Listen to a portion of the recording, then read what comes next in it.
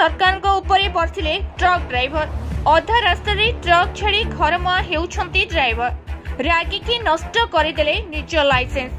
केंद्र सरकार को देले धमक, कहिले फेराई नियो निज कानून नहले देश रे चलिबनी कोनोसी ट्रक।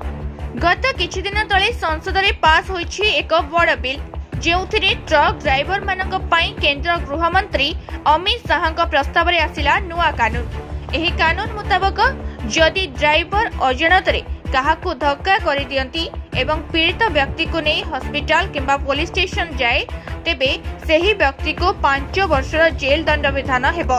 द्वितीय जदि ड्राइवर धक्का करबा परे पीड़ित व्यक्ति को मरिबा पई रास्ता उपरे छाड़ी पलाए तेबे सेही व्यक्ति को 10 वर्षर जेल दंड किंबा 10 लाख टंकार जोरिमाना भरिबाकू पड़िबो। जेउथिपाई भड़की गले ट्रक ड्राइवर एवं ट्रक को मझी रास्ता रे रखी हड़ताल करने को आरंभ करदेले। जदि आम पाखरे 10 लाख टंका थांता तेबे आमे घरे बसी न खाई ट्रक काहेकि चलाई थांतो बोली सरकार को प्रश्न करिसंते ड्राइवर माने। एबे सेमाने दाबी रखिसंती जे सरकार जे पर्यंत निजर एक कला कानून को प्रत्याहार करिनाहंती से पर्यंत देश रे कोनोसी ट्रक चलिबो नाही। समस्त ट्रक ड्राइवर निज निजर ड्राइविंग लाइसेंस को भांगी फोपाड़ी निज घर को चली जाउछंती।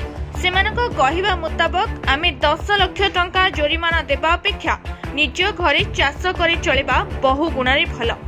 कोन केंद्र सरकार को जणा नाही साधारण ट्रक ड्राइवर को जीवन प्रणाली ना जानी सुनी साधारण जनता को लुटिबा पई एमिति प्लान करूछंती मोदी सरकार। जड़े साधारण ट्रक ड्राइवर जार दरमा मात्र 4 ରୁ 5 हजार टंका सेमाने 10 लाख टंका आनिबे केउठु? कण एतिकी साधारण बुद्धि भी नाही ए सरकार। तेबे देखा जाऊ ड्राइवर मानकर हड़ताल परे केंद्र सरकार निज निष्पत्ति बदलाउछंती ना नाही।